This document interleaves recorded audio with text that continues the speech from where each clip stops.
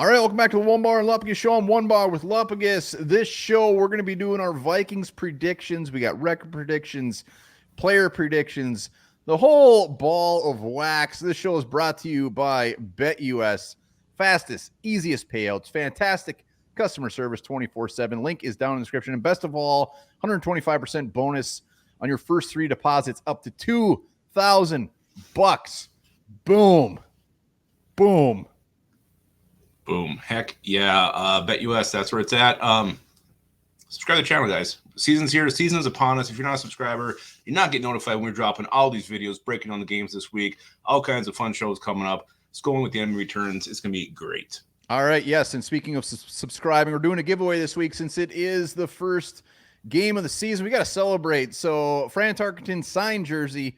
What you got to do, you got to like the video. You got to be a subscriber. And comment your record prediction down in the description. We're doing this throughout the entire week, so make sure to take part. You got to be a subscriber and follow the rules. But let's do this. Like I said, we got Turd of the Year, Stud of the Year, potential free agent flop of the year, and record of the year.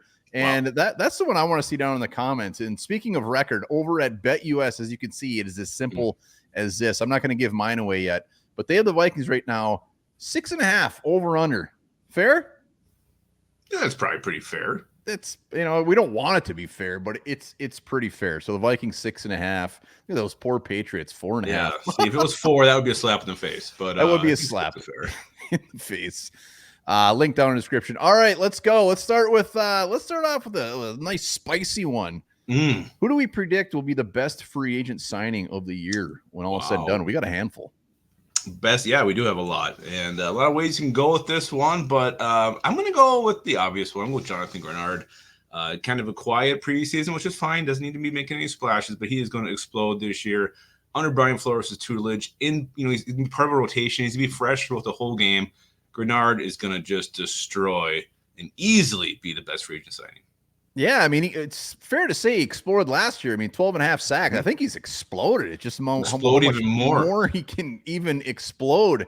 And he's got some big shoes to fill. I mean, nobody's expecting him to be the next Danielle Hunter, but sack-wise, I am expecting him to have a good number. So, best free agent signing, yeah, it's Grenard. If you're going elsewhere, I think you're just trying to get a little too cute.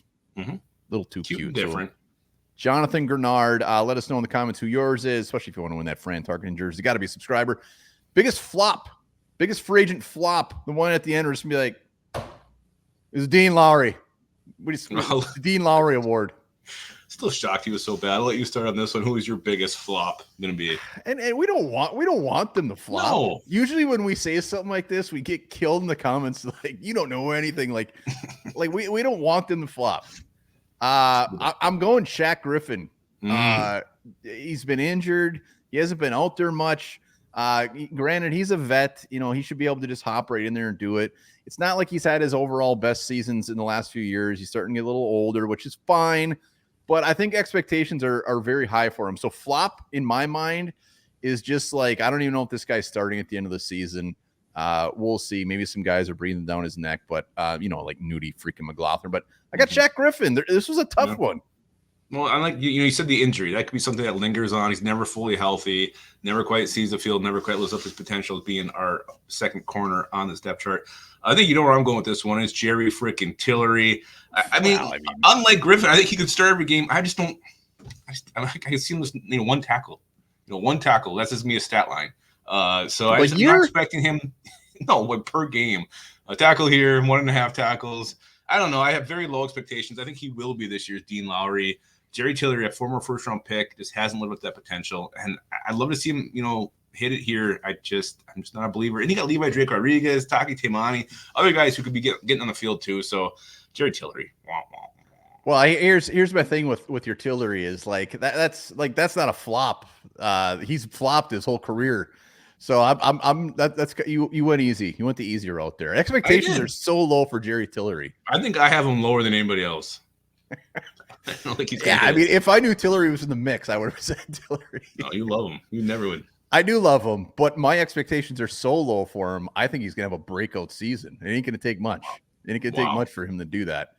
All right, let's go to a more positive. Couple positive ones is This guy actually got kind of good. This guy kind of got good. Who's it going to be? I'll let you start on this one too. No, you're starting first. I actually think this guy already is good. I know you don't agree with this, but he's going to be tight end 1 starting the first 5 games of the season. Johnny freaking Munt. I'm expecting big numbers from him. We're talking multiple touchdowns, receiving games toward 100 yardage. He's going to be Sam Darnold's dump-off guy. Johnny Munt is going to be a factor the first half of the season. You know what? I'm a little disappointed in you. Like, Johnny Munt's already good. So even better. You got to show some respect to Johnny freaking Munt, man. I'm taking another level. Like, he's going to go from good to great. All right. Well, I didn't know it was great. I just got good on this one. So, and this one's kind of cheating too, but I think he just solidifies it and shows that next year he is going to be the man. He will be sitting there playing next to Cam Bynum after we sign him. That's Theo Jackson. I think we're going to see a good old scoop of Theo Jackson this year with Hitman. Getting a little bit older, maybe Flores is going to be throwing a lot of defenses out there where Theo Jackson's out there, but Theo is going to confirm it. He gave us little tidbits last year, just little bits, little bites, but this year is going to be like, yeah, this dude's good. Yeah, let's turn those bites into morsels. Is that bigger than a bite? A morsel? Morsel? I thought that was, I don't know. I don't know what that means. It's a portion of food. I just don't know how it relates to a bit. To a bit? All right, let's go to breakout players. This is different. Breakout players, like, he's basically coming out. So the Johnny Munts, the Theo Jacksons, they're not in the mix. Who's going to be the breakout player? Could be a rookie. Could be anybody. It's your turn, I believe. All right, I'm going easy. Jalen Naylor is going to break out, and the breakout wise is going to be like breaking out as a wide receiver 3. Like, he's breaking out. He's solidifying himself. He's like, dude, I'm going to be a damn good wide receiver 3. He's going to stay healthy. He's going to shock the world. And he's going to get 30 to 40 catches, somewhere in that range, maybe 3 touchdowns, and just be a guy that you can look at in third down. So Jalen freaking Naylor. I hope so. Everything's trending that way. Great preseason. One of the best, preseasons and camps we've seen in the last couple of years. Jalen Naylor, if he becomes that would be a huge boost to this team, something we desperately need, especially Jordan Addison potentially being out this week against the Giants. Need Naylor to step up. I'm going to go unsexy position. I'm going left guard, Blake Brandel. Breaking out this year, starting every single game, grading out very high. He will be our best interior offensive lineman, maybe one of our best linemen overall. Blake Brandel is going to be your breakout player on the line. I'm sorry, did you say one of the best offensive linemen overall? Overall, with top 3. Barasa and Brian O'Neill, he's going to be one of the best overall. 3. Hey, Lupagus has been drinking very early. I know it's Labor Day. All right. No, he was actually my second one, Blake Brandel. So absolutely. All right. So we got rookie of the year, turd of the year, stud of the year left, and then final record prediction. Remember, if you want to get that Brand Targeted jersey, you got to like, subscribe, and comment your record prediction down in the comments. All right. So let's go with rookie of the year. Who's going to be the Vikings rookie of the year? Is it my turn? I don't know. Go ahead.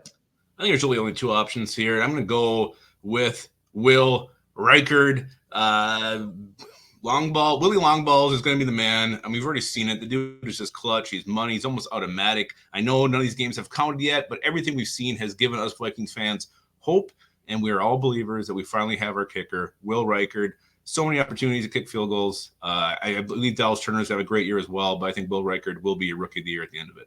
I think Will Reichard's going to be like an all-pro player his first year. Like, expectations are so high for this dude. You can say, oh, it's just preseason, whatever. I don't think he computes that. He looks like the dude who says he doesn't even know if it's a Super Bowl, the first preseason game. He just knows he's going to go out there and kick the ball, and it's going to go through the uprights. He's that damn good. So that's a good one. I got Turner. I was got him at like that 8.5 sacks. I think he's just going to just put up some beautiful numbers as a rookie, and I don't think he even starts one game. That's the best part. Wow. Yeah, it's going to be one of those 2. And, I mean, you got to kind of – I hope so.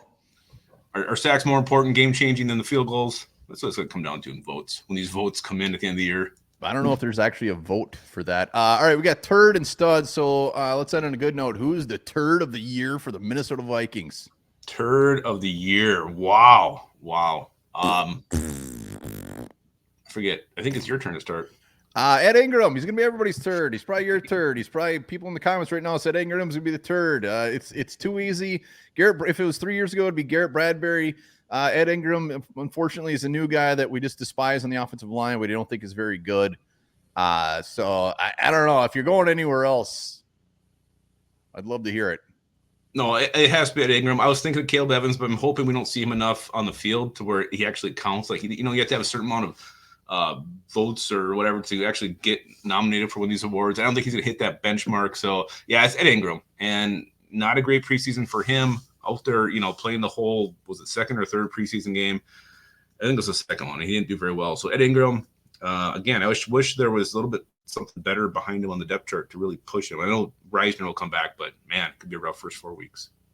All right, we're gonna end with the stud and then the final record prediction. Stud, can we just both say Justin Jefferson and move on? No, I actually have something different. Weird. Oh wow, I messed up. Justin Jefferson, he's the best player in the league. He's on the Vikings. Of course, he's gonna be the stud. That's all I got. I'm going Aaron Jones. A healthy Aaron Jones. We're gonna have a run game this year. We're gonna be focused to it. I think Justin Jefferson's gonna have a great year, but Aaron Jones is gonna be my stud of the year. I think they're really gonna rely on him. He's gonna catch the football. He's gonna have like 18 total touchdowns. I would love nothing more. Packers just completely crying in their gross warm beers. So yeah, I love it. I'm actually I'm upset with myself. I should have known Sam Darnold is my breakout player. I'm mad. It's too late. It's Jalen Naylor. It is too late. All right, final record prediction. Once again, this is brought to you by BetUS. Link down in the description. And do all these to get that beautiful Fran Tarkenton jersey. Record prediction, you're up. Last year, you said 11-6. Mm-hmm. Yeah, BetUS had us at, 6.5? I'm taking the over. I'm going 8 and, 9 now? 8 and 9 is what we're going to be. A team that's contends, hangs in there. It's going to be in the playoff picture, but ultimately come a little bit short. And that's to come down to the quarterback play, I believe. So I have this at 8 and 9. Yeah, NFC North Roundtable. We did our predictions last week, so I can't change it. It was 8 and 9. It was 8 and 9. I think the NFC North is going to be so damn tough, but I think we do sneak a couple wins out of those teams. And then we got the Giants. We got some winnable games out there, and we'll win some games that we shouldn't. So 8 and 9. We're on the same page. Lupagus. Those are our season predictions. Those are. And predictions again. On yours in the comments. Go back and watch. I don't think we're overly accurate on these. I don't think our track record is super good. That's why I go with like Justin Jefferson. Kind of had some softballs there, but yes. All right. Link down in the description for BetUS. Do all the things to get that Fran Tarkenton jersey. We're going to be doing that one all week, and we'll probably give it away on our live post game actually. Ooh. All right, guys. And remember this, where you're thinking about these awards that we just handed out, predictions awards, whatever you want to call it. Camels do not stand on their hooves. They have two little toes in front that they stand on.